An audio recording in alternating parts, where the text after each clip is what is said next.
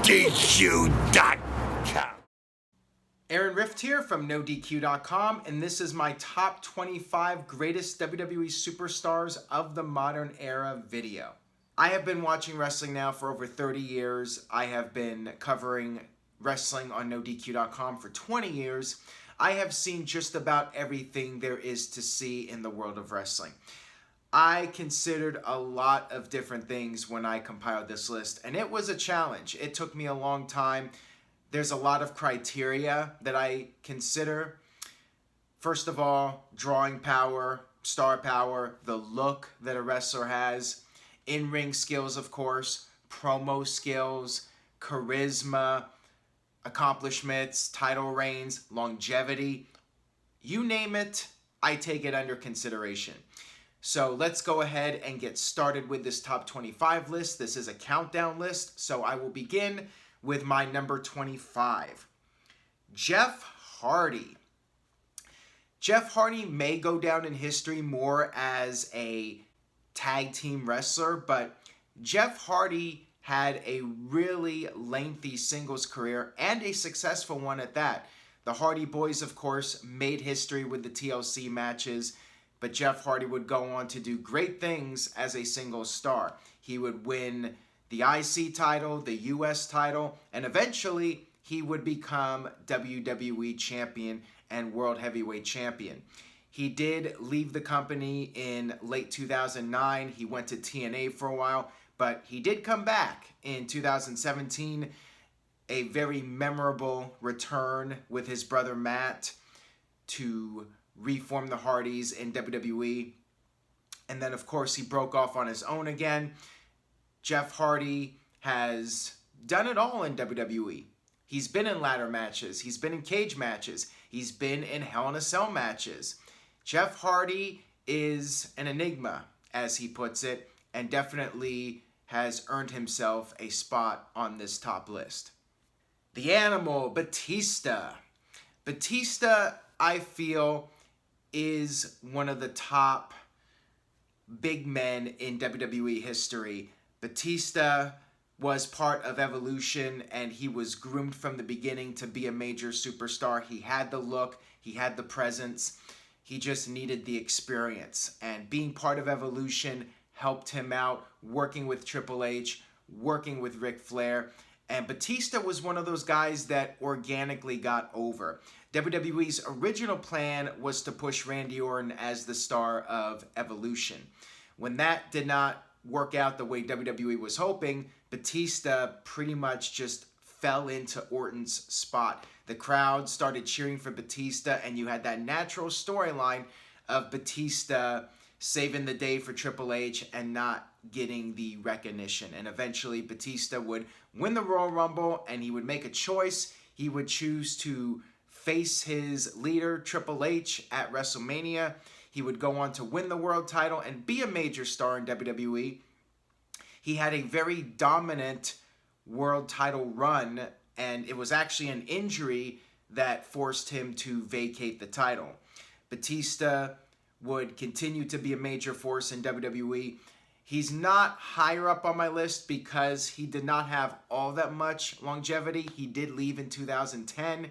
He came back in 2014 and had ultimately a disappointing run. He did win the Royal Rumble, but the crowd wanted something else to happen. They did not want Batista winning that Royal Rumble, and he left within 6 months. He hasn't been back since. Maybe one day Batista will come back and finish up his career the right way, and he will move up on the list. But for now, he still has a definitive spot in my top 25. The Ultimate Warrior. The Ultimate Warrior was quite the larger-than-life superstar in WWE history. One of a kind. There was only one Ultimate Warrior. Now, was he a great wrestler? By technical terms, no, he was not. But when he went out there, people were entertained. The Warrior had tremendous charisma, and he was a comic book character brought to life, and you just don't see that all too often. The Ultimate Warrior was one of those guys, when he walks into a room, people notice him. And he was one of the most memorable characters of the late 1980s, early 1990s period in WWE, which many refer to as the Golden Era. The Ultimate Warrior had some memorable matches as well. He had some feuds with guys like Rick Rude and Randy Savage that, in my opinion, are as good as any feuds in WWE history. But it's really the character that makes the Ultimate Warrior one of the all-time greats. He did leave the company in 1992. He did make a brief comeback in 1996, and then later he made peace with WWE and went into the Hall of Fame. And now WWE has a Warrior Award named after him. The Ultimate Warrior has definitely left his mark on the wrestling industry and WWE. The rated R superstar, Edge. Edge, like Jeff Hardy, got his start as a tag team wrestler and really made his name doing the ladder matches and TLC matches with the Hardys and the Dudley Boys. But like Jeff Hardy, again, these two, their careers were very similar. Edge would go off on his own, win the Intercontinental Championship, win the King of the Ring, and then eventually would go on to become the first Money in the Bank winner at WrestleMania 21 in Los Angeles. Edge would later go on to cash it in successfully against John Cena and become the champion. He had some very interesting storylines in WWE and some interesting relationships with people like Lita. Edge would have some of the most memorable feuds in WWE with guys like John Cena. Edge, as the t-shirt said, won it all, done it all. And you could rely on Edge. Edge was a solid enough promo, and in the ring, he was great. Edge had the spear, and he could fly, and he just could deliver with all sorts of different opponents. He could have great matches with anybody from Shawn Michaels to John Cena to Batista. Edge was just very well-rounded and no doubt an all-time great WWE superstar. The Big Red Machine, Kane. Kane was another one of those larger-than-life characters. He was originally brought in as The Undertaker's brother, somebody to feud with The Undertaker. And WWE made Kane out to be like an equal to The Undertaker right from the get-go. Kane debuted at the 1997 Bad Blood pay-per-view after several months of build-up, so there was a lot of anticipation for the debut of Kane. He had a really interesting look. While Undertaker had the purple color scheme, Kane had the red color scheme, and he had this Jason Voorhees-like mask. He would come out, tombstone The Undertaker, and then Kane would just go on a rampage, destroying superstar after superstar. He was never really pushed as the face of the company. He had a very brief run as WWE champion in 1998, and then a brief run later on in his career. But Kane was one of those characters that was just, again, a comic book character brought to life, and he would evolve. I think when you look at Kane, he was one of those characters that had a lot of longevity in WWE, because not only was he a solid worker, but he evolved his character. His character never stayed exactly the same. It would take different twists and turns. He would become more of a comedy figure at times, and then other times he would just be downright scary and creepy. And then eventually in 2003, he would just completely lose the mask and undergo another character change. Kane would be part of various tag teams. He would team up with guys like X-Pac and then later Daniel Bryan.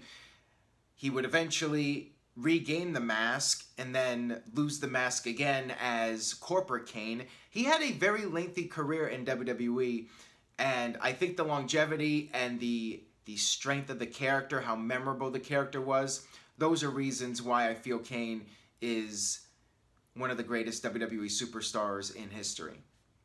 Next up, we have Daniel Bryan. Daniel Bryan is the ultimate underdog success story in WWE. He made a great name for himself on the independent wrestling scene. He was considered by many to be the greatest wrestler in the world. Eventually, he would come to WWE, and it took him a while. It took him many years. He had tryouts. He went back to the indies. But eventually, he would end up in WWE. And from the beginning, it seemed like an uphill battle. He got fired early into his run, but he came back, and the crowd just got into him from the get-go. He had a very likable personality. He was great in the ring. And as the saying goes, the cream rises to the top. Daniel Bryan just kept fighting, and eventually the fans would get so behind him that WWE would have no choice but to push the guy. And then he developed that catchphrase, that legendary yes catchphrase, and that helped put him over the top as far as marketing goes. WWE could make the t-shirts and the foam hands, all sorts of merchandise opportunities for him. And this led to Bryan becoming the WWE Undisputed Champion at WrestleMania 30 in New Orleans. Unfortunately, Bryan had several injuries, and he did end up retiring in 2016. He kept fighting, though, and he kept seeing doctor after doctor, and in 2018, he was cleared to return, and Daniel Bryan made his big comeback. Bryan's story is still being told. Time will tell if he moves up my list eventually, but for now, he does have a concrete spot in my top 25, and Daniel Bryan has no doubt changed the game.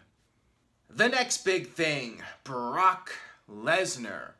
Brock Lesnar was an NCAA champion. He had the athletic credentials. He was everything WWE wanted in a top superstar. He had the look, he had the size, he had the athletic background. He was destined for greatness in WWE. He was signed in 2000. He made his debut the night after WrestleMania 18 in 2000.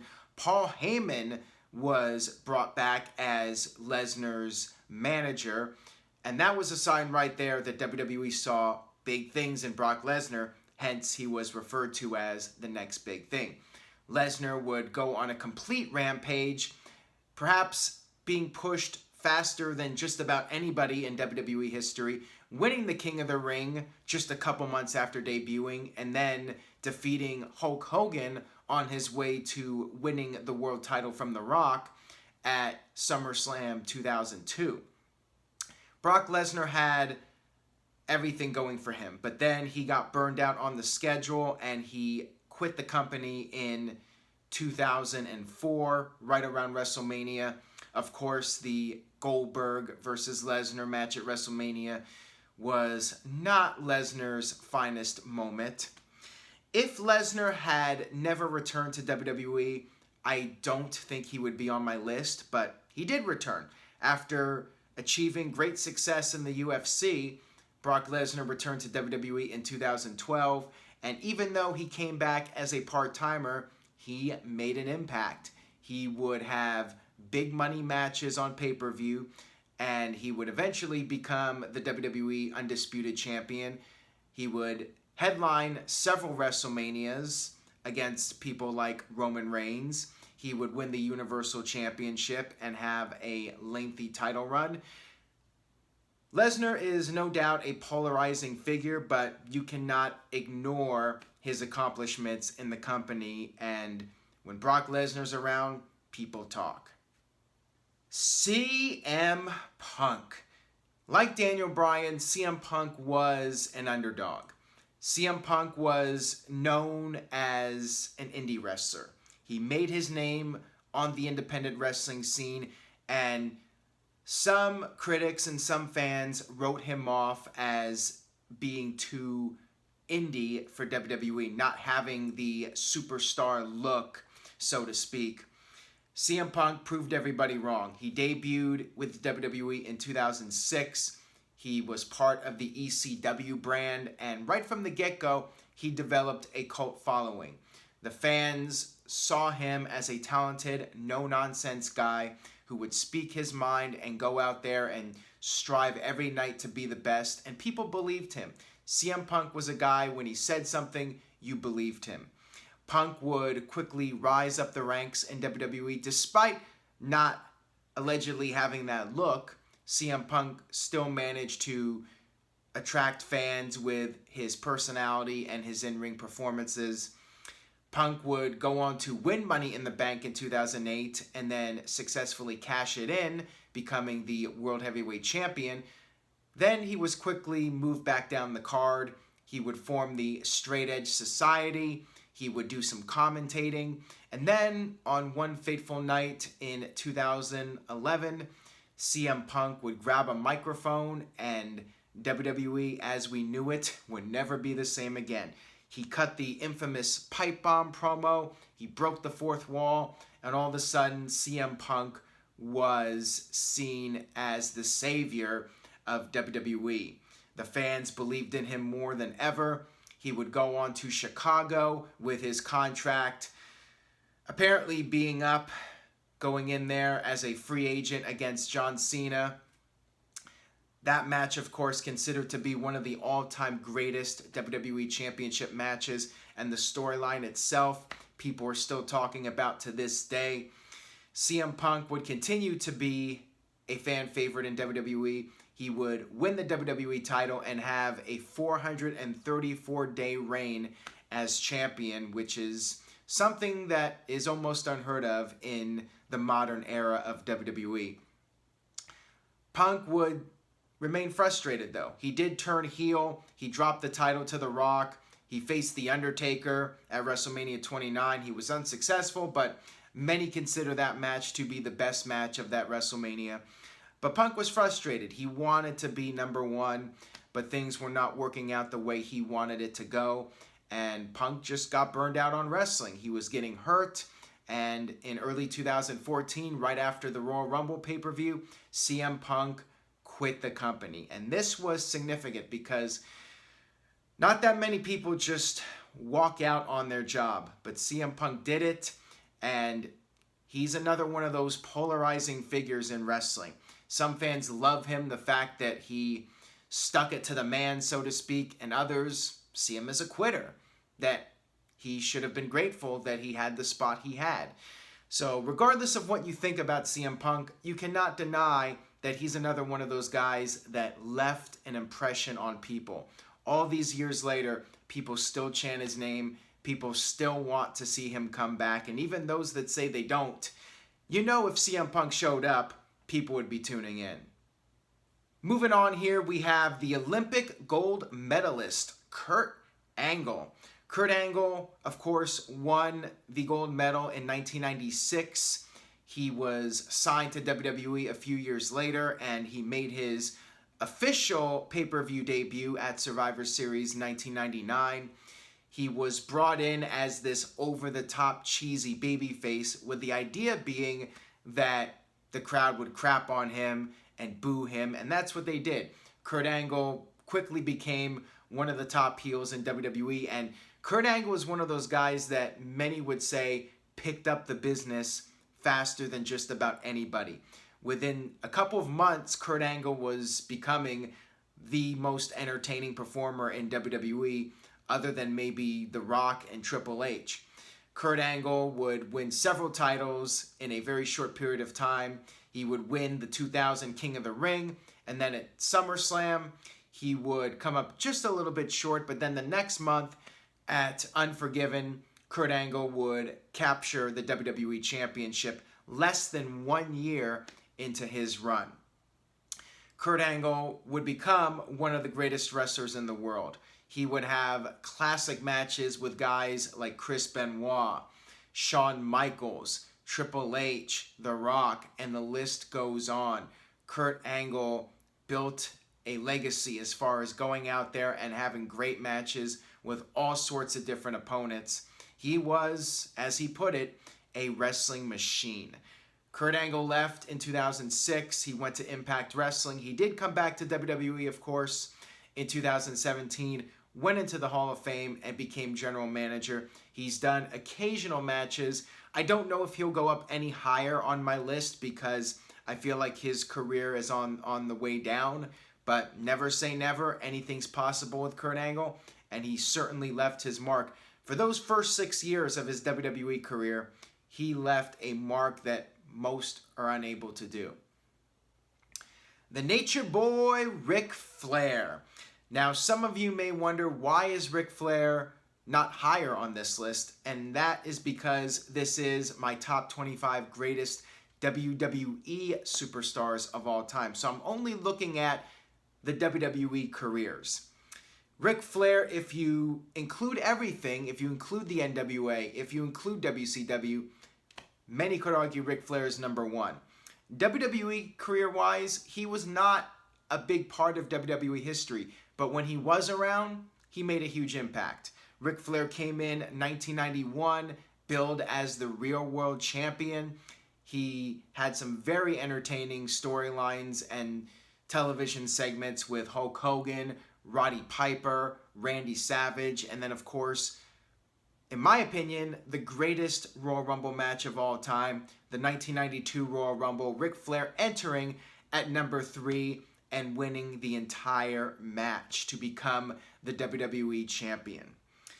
Ric Flair would go on to lose the title to Randy Savage at WrestleMania 8 at the Hoosier Dome. Flair would continue to be a force in WWE. He would regain the title later in 92 and then drop it to Bret Hart towards the end of 92. Ric Flair, though, would not stay in WWE all that long. He lost a career-ending match to Mr. Perfect on the 3rd episode of Monday Night Raw and then went back to WCW.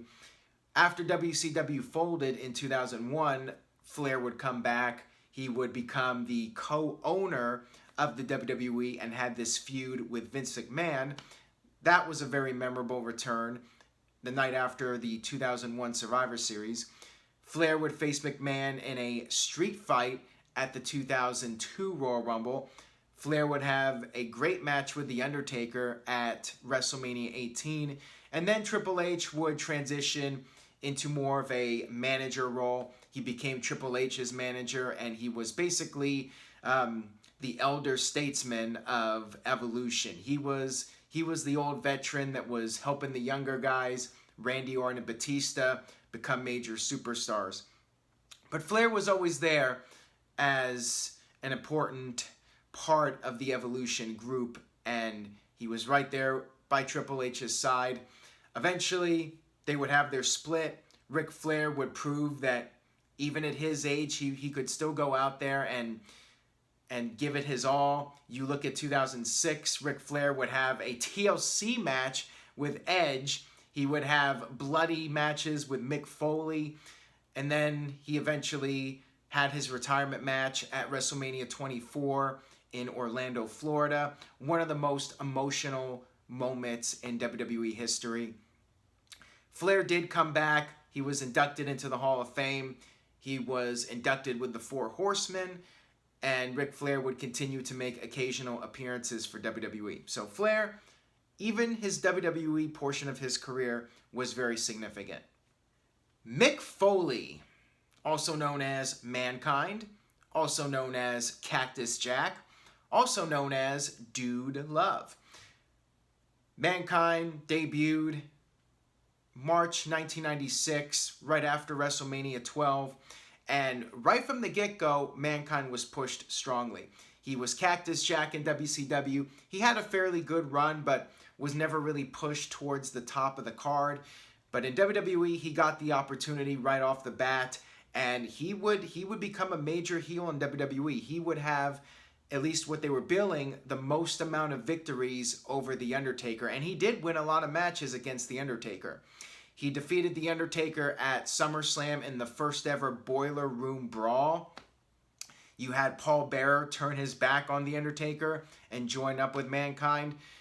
Later, he would turn babyface, become Dude Love, and introduce the world to his funnier side and his different personalities. We saw Cactus Jack come back in WWE. We saw Mankind morph into all these different characters, back and forth. In 1998, Mankind would go corporate, feud with Steve Austin. And then we had the moment that lives in wrestling infamy. One of the most historic moments of all time, when you had The Undertaker throw Mankind off the top of the Hell in a Cell through a table. If that wasn't enough, he somehow got up. He got back to the top of the cell and then was chokeslammed through the cell. That wasn't it. He was taken out on a stretcher, but then he got up, got back in the ring, and the match continued. He had a tooth sticking up his nose. He was chokeslammed after that through thumbtacks, and finally that was the end of the match. But Mankind on that night made history. For good or bad reasons, it was something people have never forgotten. He would show more of that comedy side, though, because his body was starting to break down. He introduced Mr. Socko, which became iconic. And he did win the WWE title finally after all the hard work, January 4th, 1999. And of course, that was a big night in the Monday Night Wars. Raw was taped, WCW Nitro was live, and Raw still won the ratings war, despite the result being given away on WCW television. Mick Foley had earned the respect of the fans. He wrote a best-selling book. He did retire in 2000, so he's not at the top of my list because he did not have that longevity in WWE, but as far as putting the hours in and putting the effort in, he's at the top of any list as far as I'm concerned, and he has earned his place as one of the all-time great WWE legends, and he would even come back for occasional matches, including a great one with the rising star Randy Orton at the 2004 Backlash, and then he would have matches with Ric Flair, and he would later become the general manager. He was commissioner in 2000, very entertaining period of his career as well. So Mick Foley, just as an overall personality, one of the all-time best in WWE. The Viper, Randy Orton.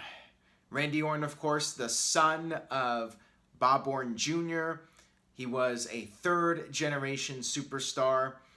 He made his WWE debut in 2002, shortly after the brand extension started, and he was pegged for a top spot right off the get-go. He was part of Evolution, and he quickly rose to the top of the ranks in WWE.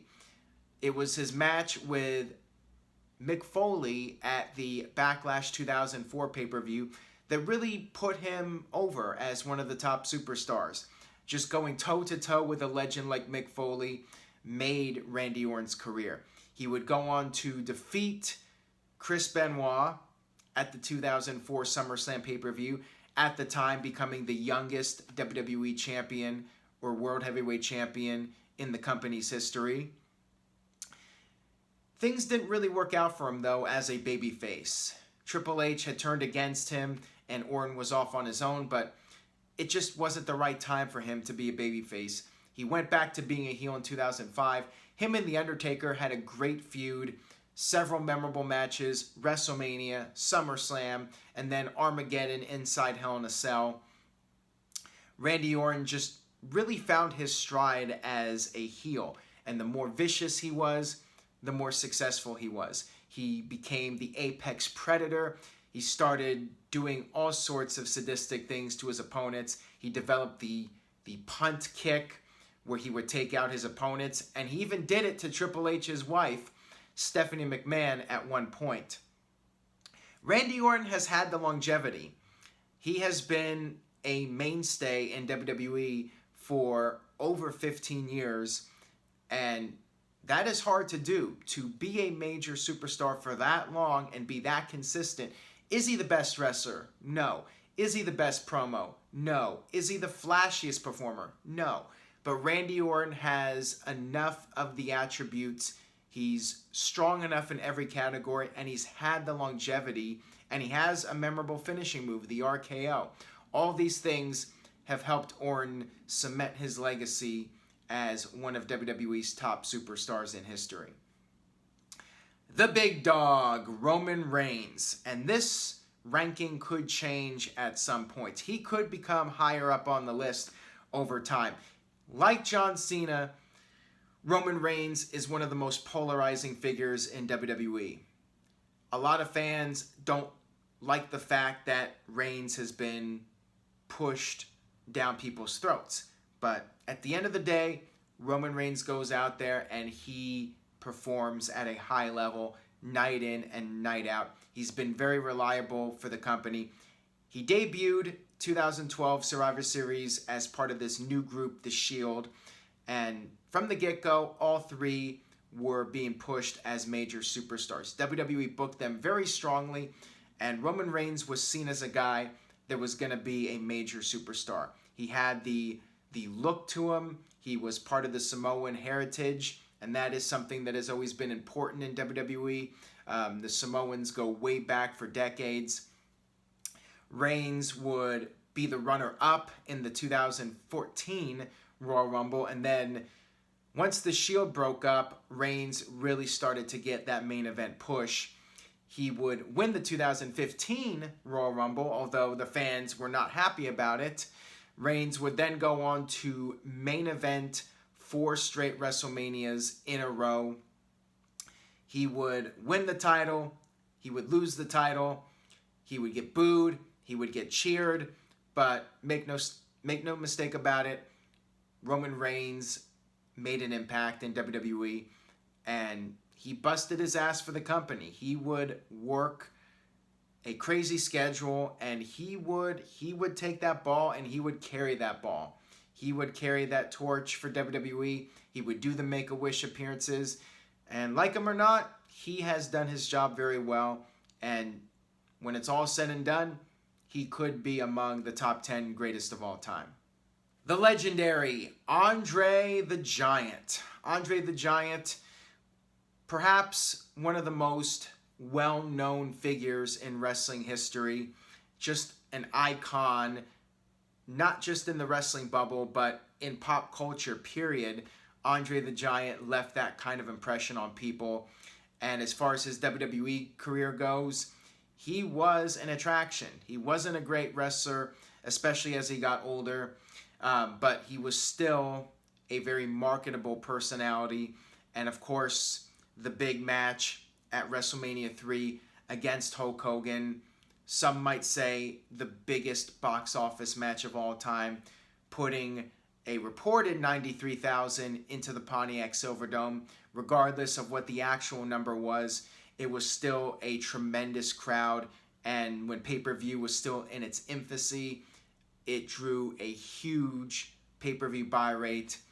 Andre the Giant and Hulk Hogan would have one of the most memorable feuds in the history of professional wrestling. Andre would win the WWE title from Hulk Hogan on the main event, which broke ratings records. It was watched by an insane amount of people. Andre, unfortunately, his career was on the decline because of his health. But as far as being a character goes, and as far as being iconic goes, Andre has to be right up there at the top of the list of all-time great WWE superstars. Next up, Roddy Piper.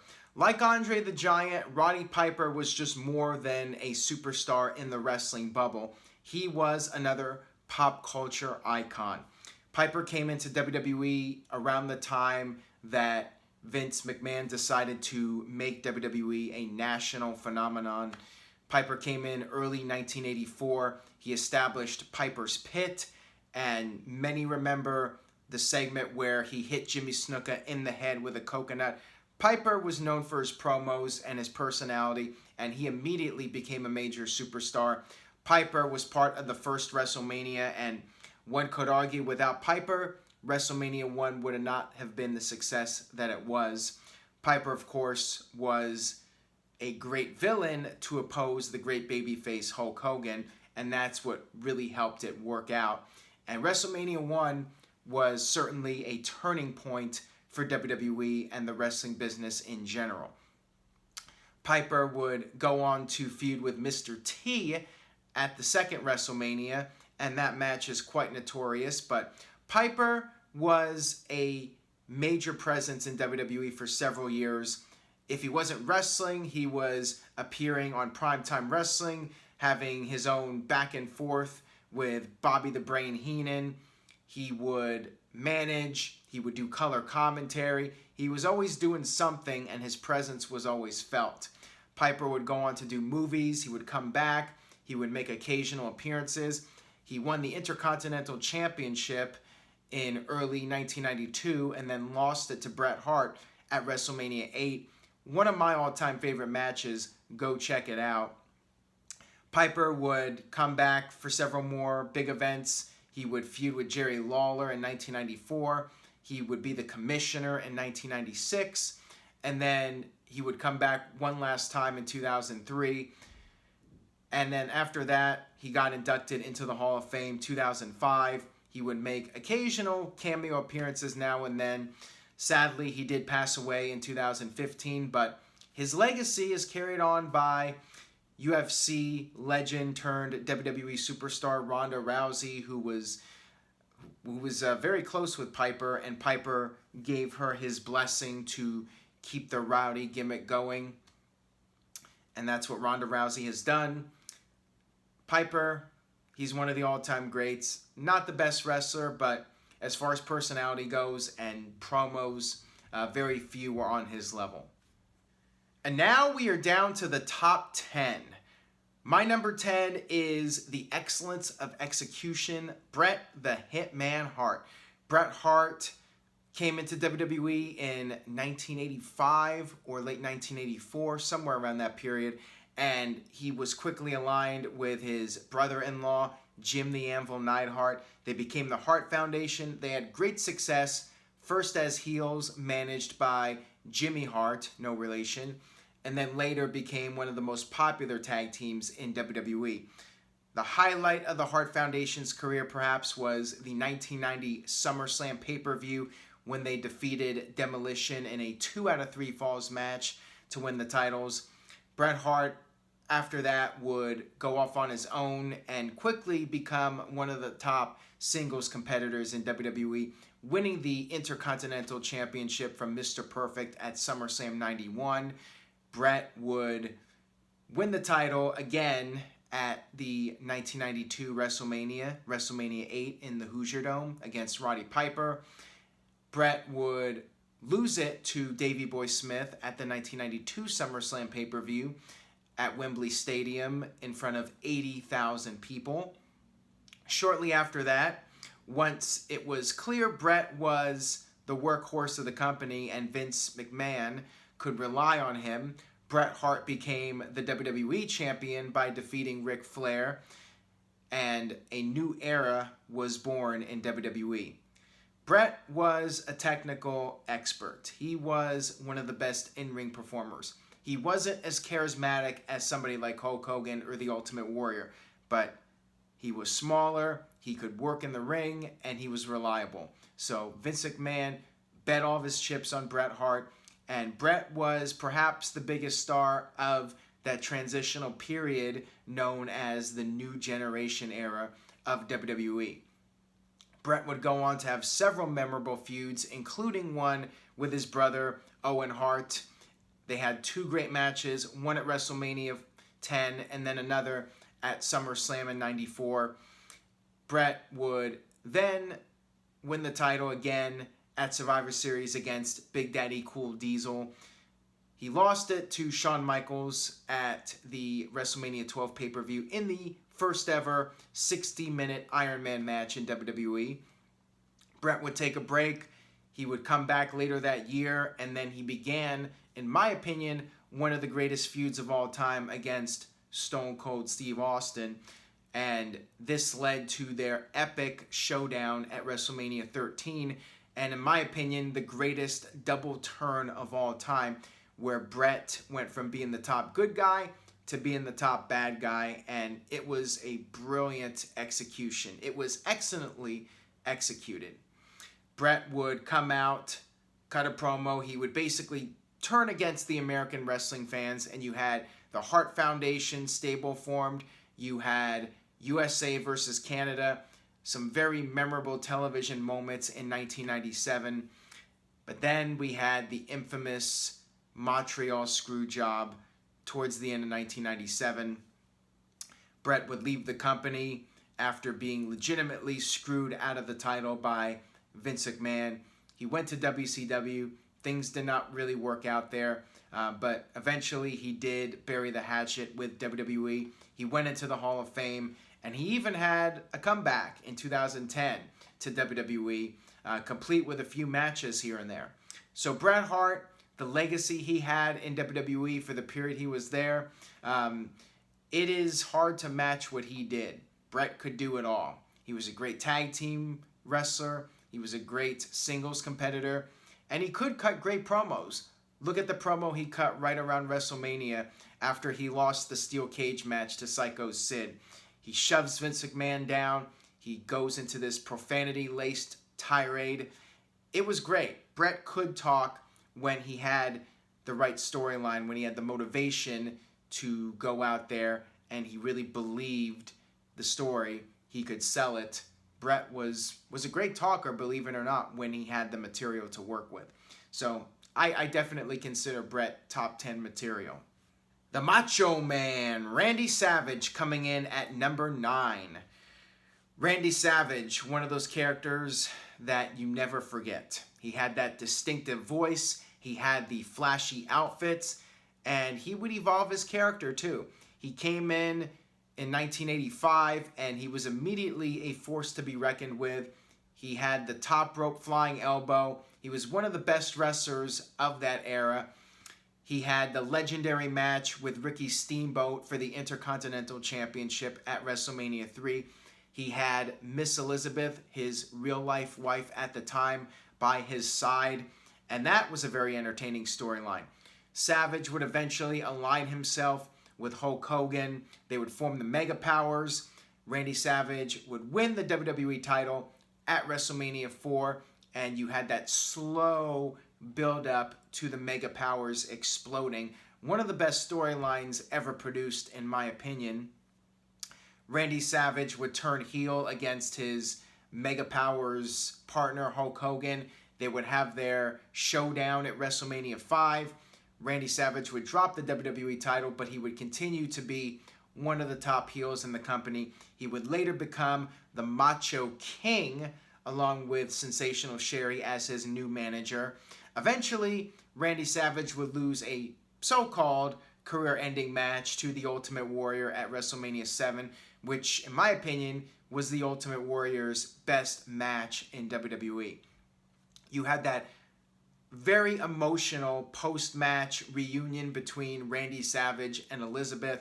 You had Savage doing commentary for a while, but he would get back in the ring to feud with Jake the Snake Roberts, and their match at Tuesday in Texas was very memorable. You had the build-up to that match with Randy Savage getting bitten by Jake Roberts' snake, and then you had Jake Roberts slapping Elizabeth. It was a great storyline and very edgy for the time period when WWE was a kid-friendly show. You just did not see stuff like that. Savage would go on to win the WWE Championship from Ric Flair at WrestleMania 8 at the Hoosier Dome. He would lose it later that year back to Ric Flair. Savage, his career started to wind down around this time. He would come just short of winning the 1993 Royal Rumble, and then in 94, he would leave and go to WCW. Unfortunately, there was some sort of falling out. There has been the speculation about what happened between him and Vince McMahon and Triple H and Stephanie McMahon. Savage was, after his death, inducted into the WWE Hall of Fame, but as far as I'm concerned, he should have been in it right from the get-go. When you look at all the attributes, the promos, the look, the in-ring skills, just everything about the Macho Man just oozed superstar. Number 8 on my list, and perhaps one day he will be number 1. Maybe for some people he's already number 1, and that is Y2J Chris Jericho. Chris Jericho was a rising superstar in the mid to late 90s. He worked in WCW. He built a reputation, but he felt like there was a glass ceiling. So in the summer of 1999, Jericho left WCW, signed with WWE, and in my opinion, made the greatest debut in WWE history on Monday Night Raw, coming out, interrupting The Rock's promo, and from the first night in, Chris Jericho was a superstar. It was a career-making performance. Chris Jericho would quickly become one of the most popular WWE stars in the company. He would win the Intercontinental Championship, and then in 2001, he would become the first ever undisputed champion, defeating The Rock and Stone Cold Steve Austin the same night. Chris Jericho would go on to have some great matches, whether it was against Shawn Michaels at WrestleMania, or against Chris Benoit, or against Kurt Angle. Jericho just had one great match after another. In 2005, he decided to take the first of several breaks, and this was another sign of Jericho's genius. Jericho knew it was good to leave and take a break so his character would not become stale. And when Jericho did come back, he would evolve his character. He would change things up. He would cut his hair, or he would change his outfits. Whatever it was, Jericho was always changing and evolving. And that's what helped as far as longevity goes. And that's definitely a criteria when it comes to this list and coming up with the greatest superstars of all time. Jericho was always reinventing himself. Jericho came back in 2007. He went heel. He started wearing the suits. He had a very memorable feud with Shawn Michaels in 2008. In 2010, he left again. He would come back on and off over the years, and each time he would change things up. He would come back. He would introduce the light-up jacket. And then in 2016, Jericho developed the List of Jericho. Drink it in, man. Jericho would have a great storyline with Kevin Owens where they were best buddies, and that led to the Festival of Friendship in 2017 where Kevin Owens turned his back on Jericho. They would have their match at WrestleMania, and then Jericho would leave again. Jericho's career is not over yet. There's still more to be written, and as far as his WWE run goes, I suspect we have not seen the last of him. And when it's all said and done, who knows where he'll go. But make no mistake about it, Chris Jericho, he is one of the GOATs, no doubt. The Game, Triple H. Triple H was a guy that built a reputation for being somebody extremely dedicated to his line of work. Triple H had the reputation of showing up first, being last to leave. He would slowly work his way up. He debuted in WWE in 1995 as Hunter Hearst Helmsley, and he would work the lower card matches. He had the blue blood gimmick. He would fight Henry Godwinn in a hog pen match, and that's the moment for me. Some people say that there are certain moments where you know somebody is going to be a big deal. To me, that was the moment because he would humiliate himself on national television like that. You know the guy really wants it badly. He would lose to the Ultimate Warrior in about a minute at WrestleMania 12. He was unfortunately in the wrong place at the wrong time because backstage he was friends with the Clique, Shawn Michaels, Diesel, Scott Hall, X-Pac, and when Diesel and Scott Hall / Razor Ramon went to WCW and Shawn was the WWE champion, Triple H was the one that had to be punished, and as a result, he was pulled from his King of the Ring push. He did win it though a year later. He did bounce back. He aligned himself with his buddy Shawn Michaels on screen. They formed D-Generation X, one of the greatest wrestling factions of all time. Triple H would then go on to feud with The Rock. He would have DX against the Nation of Domination, leading to SummerSlam 98, the ladder match for the Intercontinental Championship. And the two of them would just have a tremendous back and forth rivalry over the years. We'd see Triple H join the corporation in 1999 and then break off on his own. In late 1999, Triple H finally won the WWE title. Then he formed a partnership with Stephanie. For several years, he was aligned with Chyna, but then he became the storyline husband of Stephanie McMahon. Life imitated art. They got together for real.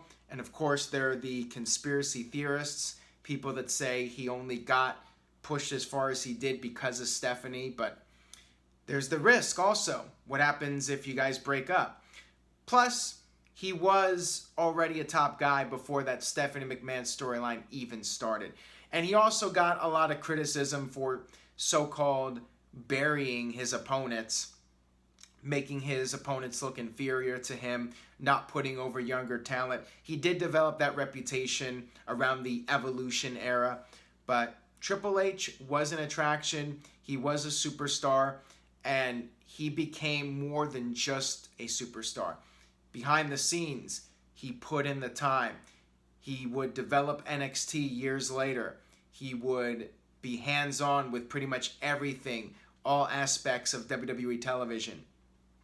Triple H was and is a true student of the game, one of the best promos of all time, and no doubt a top 10er for sure. Coming in at number 6 on my list is the 16-time world champion, John Cena. John Cena, like Roman Reigns, a very polarizing figure in WWE history. Some people love him, some people despise him, but make no mistake about it, John Cena was the guy in WWE for many years, and he busted his ass. John Cena was one of those guys that did everything the company asked and then more. John Cena would compete night after night, 300 plus nights a year. He would do all the media appearances. He would do all the Make-A-Wish appearances. John Cena was the flagship, and he earned that spot. John Cena came in 2002. He was part of UPW prior to that, and he was called the Prototype because he looked like a superstar, and he looked like a guy that you figure out what to do with him, he's going to be the guy. John Cena, his first night in, of course, people remember the segment with Kurt Angle, and he got in Kurt Angle's face and said he had the ruthless aggression. John Cena would quickly be pushed, but he needed something. There was something missing, and he quickly discovered what that was. He developed his personality. He started doing the freestyle raps on WWE television, and before you knew it, he became one of the most popular guys in the company. John Cena would go on to defeat The Big Show at WrestleMania 20 in New York to win the United States Championship. He would have some very entertaining moments as the Doctor of Thugonomics. And then, a year later, WrestleMania 21 in Los Angeles, Cena defeated JBL to become the world champion, the WWE champion. John Cena started to change the character up a little bit. He toned down the rapping, and at this point, fans started to resent him. They started to feel like he was becoming too much of a babyface champion. He was being shoved down people's throats, and WWE was pushing him as a kid-friendly top superstar, which some of the adult wrestling fans did not care for. Cena started getting booed, and before you knew it, when John Cena would come out, the arena would just be extremely loud for the guy, half the place cheering, half the place booing, and it became commonplace for many years. John Cena was involved in some of the key moments of WWE during the late 2005 to 2010 period. John Cena would lose the WWE title to Edge and then have a great feud with Edge. They would have a TLC match, which was very memorable. John Cena would headline WrestleMania with Shawn Michaels. John Cena would be the face of the company for many years. He was involved in the CM Punk storyline, which led to Money in the Bank 2011, one of the all-time great matches in WWE history. He would feud with Brock Lesnar. He would feud with just about everybody. The who's who of WWE: Randy Orton, Chris Jericho, CM Punk, Daniel Bryan, you name them. John Cena was in there with everybody. John Cena would have U.S. title open challenges. He would have great matches with guys like Kevin Owens, Sami Zayn. The list goes on. John Cena was there for WWE. He was always reliable, and outside of WWE, John Cena would do everything to give the company a good name. He was a great company man. And again, some people don't like that, but he is one of the all-time great WWE superstars, and his career is not over yet. There's still more to be written by the man you cannot see. And now we are down to my top 5. Number 5 is the Heartbreak Kid, Shawn Michaels. Shawn Michaels came into WWE in the late 1980s with his tag team partner, Marty Jannetty. They were the Rockers. They were, as Gorilla Monsoon put it, tag team specialists. They never won the tag team titles officially, but they were one of the most popular tag teams of that period. In 1992, in January, we saw Shawn Michaels turn his back on his partner in a very memorable fashion. During the barbershop segment, he would throw Marty Jannetty into the barbershop window, or I should say Marty Jannetty tried to escape Shawn Michaels, but that's beside the point. The fact is, Shawn Michaels was on his own. He was a man on a mission to become a major superstar, and he would go on to defeat the British Bulldog later that year to win the Intercontinental Championship. In a sign of changes for the company, we saw Shawn Michaels battle Bret Hart for the WWE title at Survivor Series in 1992. A big change from just a year earlier. Instead of guys like Hulk Hogan and Ultimate Warrior being pushed at the top, you saw the smaller guys, the better athletes, Shawn Michaels and Bret Hart, all of a sudden getting the mainstream publicity in WWE and getting the top spots. Shawn Michaels would continue his rise. He would have Diesel as his bodyguard, and then WrestleMania 10 against Razor Ramon, the ladder match. That was a turning point in WWE. A ladder match with two guys that were hungry. They had a show-stealing performance, although Bret Hart and Owen Hart also had a classic, as I mentioned earlier on this video. But nonetheless, Shawn Michaels and Razor Ramon, their first ladder match is one that is in the all-time record book as far as being a true classic, and a match that really, I feel, put both guys' careers on the map, especially Shawn Michaels.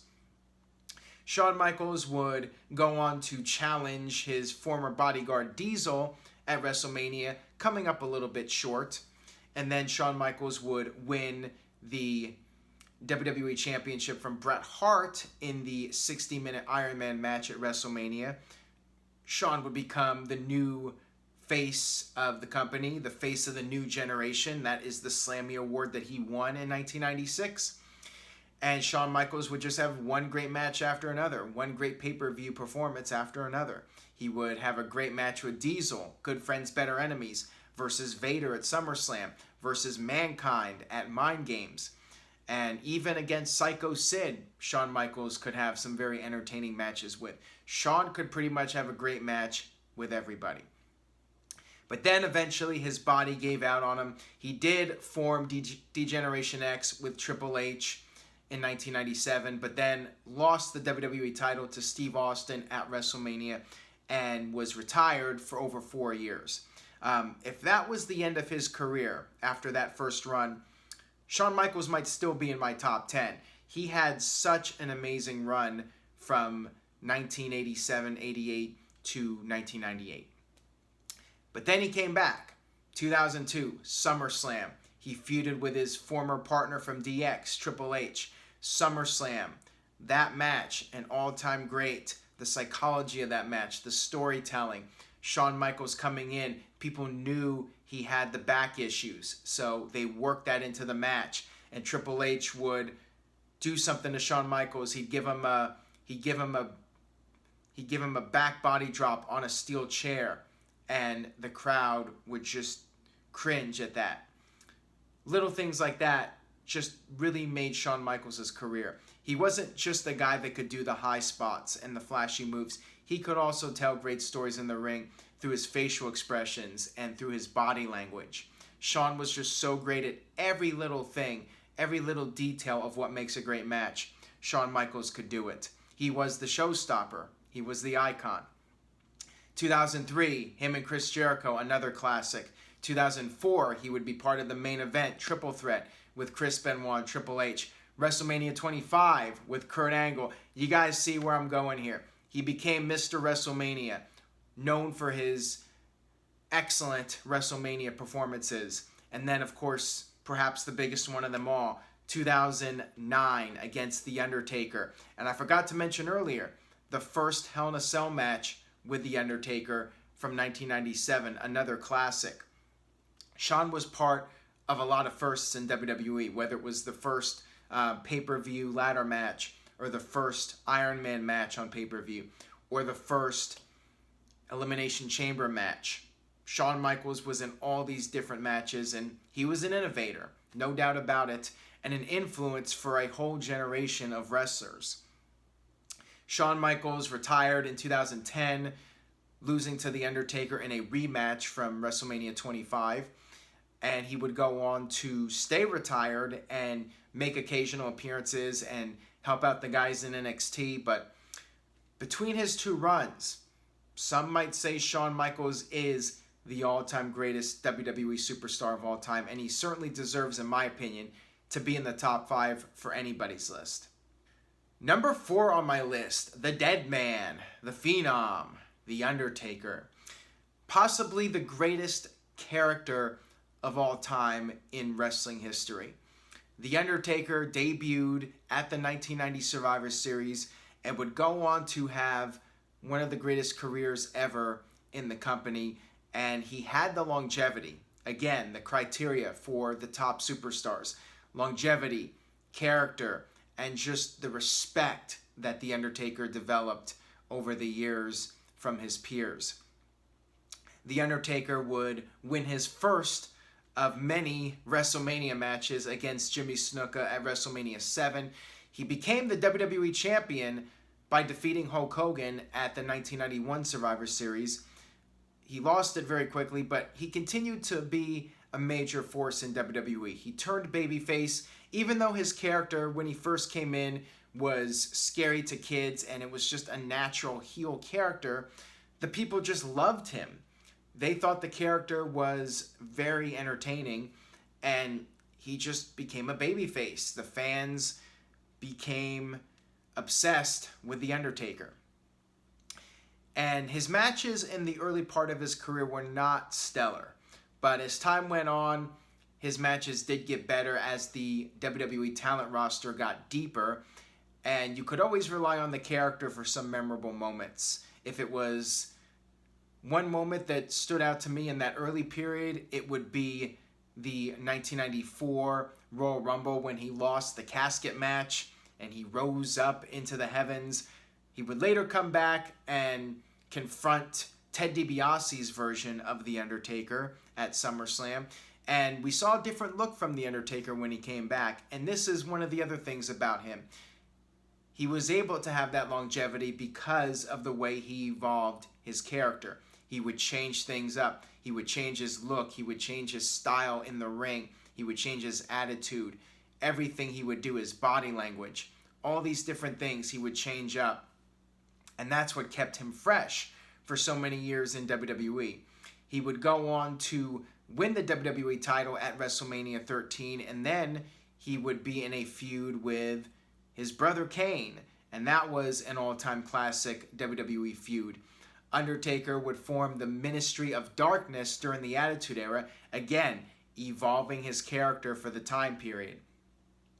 He would come back in 2000, again changing up his character as the American Badass, and he would come out with his motorcycle. He would have more memorable feuds. He was a big part of the Invasion storyline. And then in 2002, he would cut his hair. He would change his look again. He would become Big Evil. And he continued to have more great storylines and matches. A memorable WrestleMania match with Ric Flair. And then in the end of 2003, we saw The Undertaker get buried alive by Vince McMahon and more notably Kane, who interfered in the match between Undertaker and Vince McMahon. That led to the return of the Phenom in 2004. Undertaker defeated Kane and then would go on to once again reinvent himself. And this is where The Undertaker perhaps hit his peak.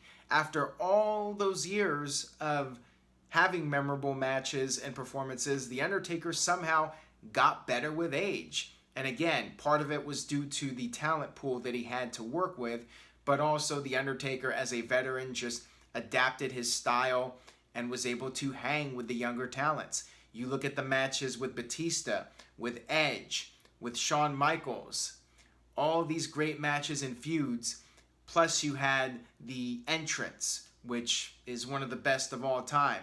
The lights go out, the smoke, the blue lights, everything about it was memorable.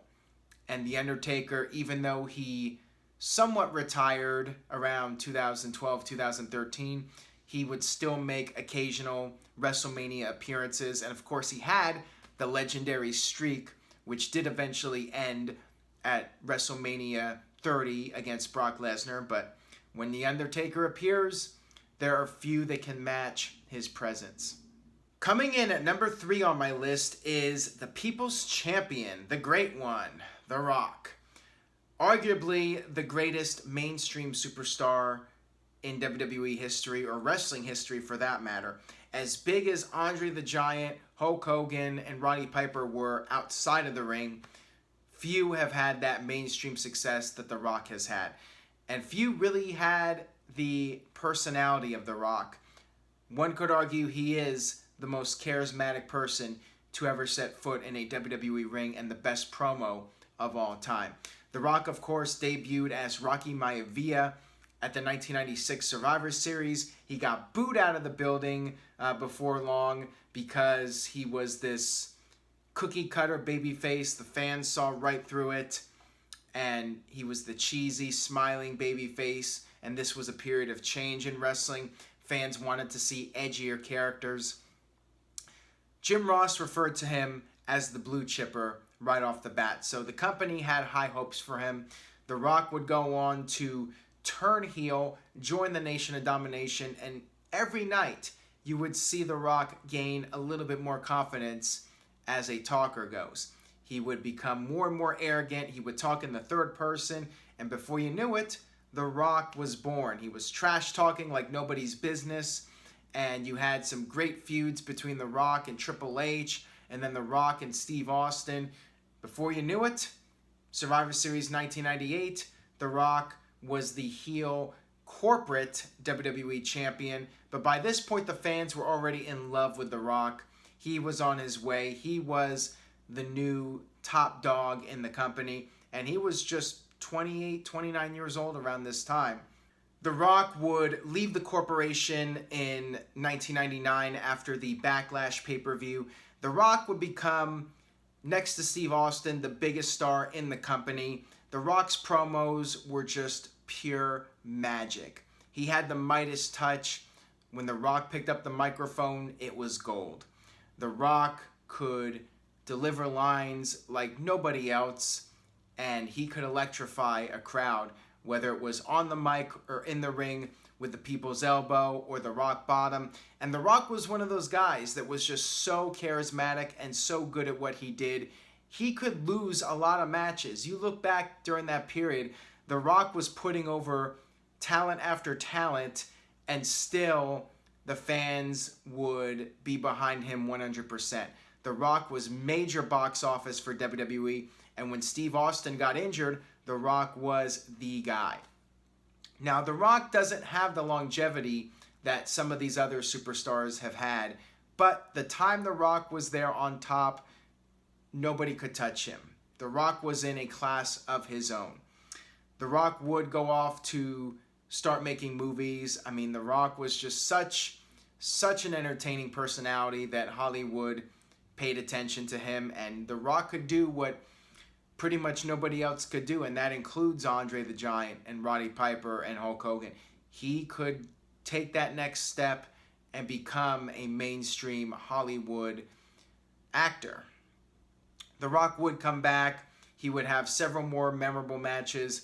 WrestleMania 18 against Hulk Hogan, Icon versus Icon, and later he would come back again, feud with John Cena, 2 WrestleMania back-to-back pay-per-view matches, and The Rock would occasionally make appearances in WWE, and he's just one of a kind. There's only one Rock, and we were very happy to have him part of the Attitude Era and beyond. And now for my number 2. And I've gone back and forth with this over the years.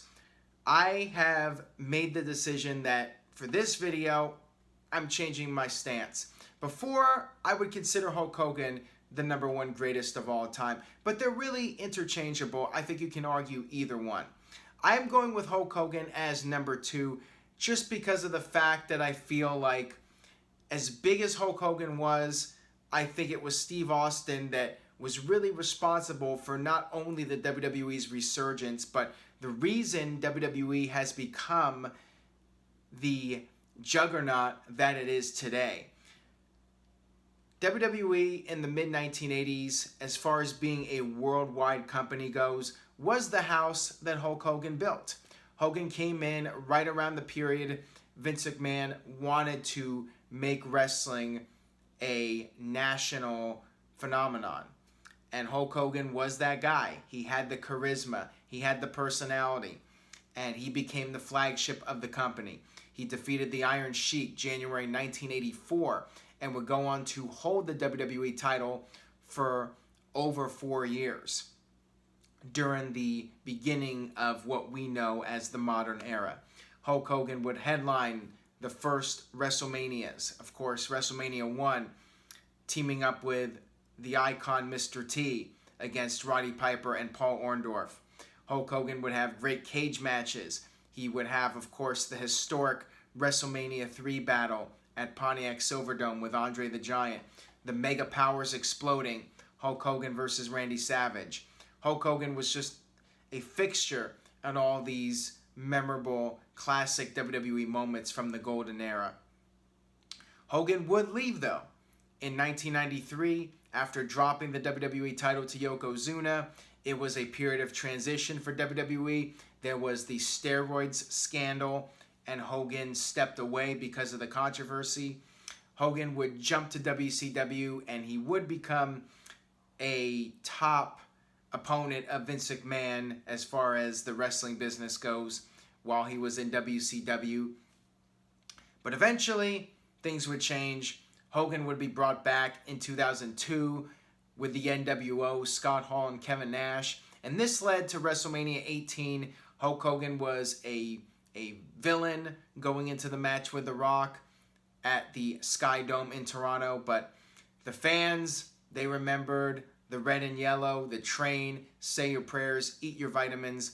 Hulk Hogan would face The Rock in one of the all-time classic WrestleMania matches. And it's not the technical aspect of the match that made it memorable. It was the personalities and the crowd reaction to these personalities that made it a classic. Hulk Hogan proved that just with one expression, just looking at the crowd, he could generate a reaction. He had that kind of charisma that is pretty much unmatched. Almost nobody could pull it off like Hogan. Hogan knew how to work a crowd like almost nobody else. Hogan would continue to make occasional appearances. He would wrestle some of the younger up-and-comers like Brock Lesnar and Kurt Angle. He went into the Hall of Fame in 2005. He would have a few more matches, one with Shawn Michaels and then another with Randy Orton. He would later come back and be a goodwill ambassador for WWE. And I think another reason perhaps I moved Hogan from number 1 to number 2 is the controversy surrounding his firing from WWE. And yes, Steve Austin also had some issues personally, but I feel like that Hulk Hogan story maybe tarnished his legacy a little bit, but overall, you cannot deny the fact that Hulk Hogan made a major lasting impact on wrestling. I mean, who hasn't done a Hulk Hogan impression before, brother? Hulk Hogan, with his promos, the energy that he had, he drew people to the buildings like few could do, as far as just being an overall draw, whether it was pay-per-views or live events or TV ratings. Hulk Hogan brought in the eyeballs, and Hulk Hogan built the empire of the WWF. And now for my number one, and you guessed it, it is Stone Cold Steve Austin. So why have I gone with Steve Austin over Hulk Hogan? Let me explain. That's why I'm doing this video. Steve Austin came in after having a fairly successful run in WCW, but there was that glass ceiling, and Steve Austin was looking for something bigger. Hulk Hogan built the empire as far as WWF being a worldwide phenomenon goes. But that empire was starting to crumble. When Steve Austin came along, the game changed. Steve Austin not only reinvented the business, but he helped WWE reach new levels of financial success. And you look at those pay-per-view buy rates and the money that Steve Austin made, the merchandising, everything. Steve Austin became single-handedly the hottest act in wrestling. And Steve Austin, unlike Hulk Hogan, was perhaps better in the ring when it came to technical performances, and I think most would agree on that, that as far as being a technical wrestler goes, Steve Austin could work circles around Hulk Hogan. Steve Austin did not have Hogan's charisma, but when Steve Austin was given this Stone Cold character, he ran with it. He made it his own, and he ushered in the Attitude Era, and perhaps the most exciting time to be a wrestling fan, when Stone Cold Steve Austin got hot. There was nothing else like it. And Hulk Hogan was a guy that would compete every once in a while. Hulk Hogan would defend the title maybe once every couple of months. He would appear on an occasional Saturday night's main event and the pay-per-views. But other than that, you did not see a whole lot of Hulk Hogan. Steve Austin was on Raw every single week. And because of that, I feel you have to give a little bit of an edge to Steve Austin, because he would be out there week after week and he would keep the people glued to the television sets, and the audience just continued to snowball. It grew bigger and bigger.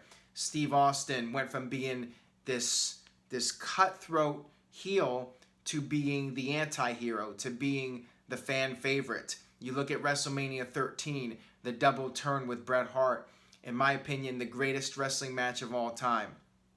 And the match that really put Steve Austin on the map with the storytelling. Steve Austin, a bloody mess in the sharpshooter, refusing to give up. And then Steve Austin just defying authority. Steve Austin was the perfect character that fans could identify with. Hulk Hogan was a superhero, but Steve Austin represented the everyday person. You know, you hate the authority, you don't like your boss, and you could live vicariously through Steve Austin. That led to Austin versus McMahon, one of the all-time greatest feuds ever in wrestling, and maybe the biggest box office draw of all time. When you look at the pay-per-view numbers and the attendance and the ratings that just skyrocketed and stayed consistent. Yes, Hulk Hogan drew some huge numbers in his heyday, but the money that WWE generated, you look at the financial numbers when WWE went public, those numbers just kept going up and up. And you really have to attribute that to Steve Austin. I mean, without Steve Austin, who knows if WWE would have been able to bounce back against WCW. I mean, WWE had a very talented crew, and everybody eventually got their pushes, whether it was Triple H or Mankind or The Rock. But Steve Austin's success allowed all these other guys to blossom and become major superstars. While Hulk Hogan was a major superstar in his own right, and maybe the biggest of all time, one could argue, Hulk Hogan did not really help to develop the future superstars. You know, there was that whole issue of Hogan playing politics and not being willing to work with others and put them over. Hulk Hogan was basically the draw. Everybody else was beneath him. But with Steve Austin, Austin's success and Austin working with guys like The Rock and Triple H made those guys superstars as well. Everybody got the rub from Steve Austin, and WWE became the monopoly that it is today. So Steve Austin's impact on wrestling, I think overall, it just does exceed Hulk Hogan's a little bit. But it's all subjective. I'm sure people have different opinions and they have different criteria. But when I look at everything, the feuds, the character, and even the longevity, even though Austin's career did not last all that long due to his injuries, the time that Austin was there, I think in a shorter period of time, Austin made a bigger impact than anybody else. I'm sure some of you will agree, some of you will disagree, but Steve Austin is my number one. That'll wrap it up for my top 25 greatest WWE superstars of the modern era video. I hope you enjoyed the video. If you did, please spread the word. Share this video on social media. You can follow me at Aaron Rift on various social media platforms. And of course, head over to NoDQ.com for the latest news and rumors. And leave a comment. Let me know what you thought. What do you agree with? What do you disagree with? Let me know. And again, thank you very much for watching.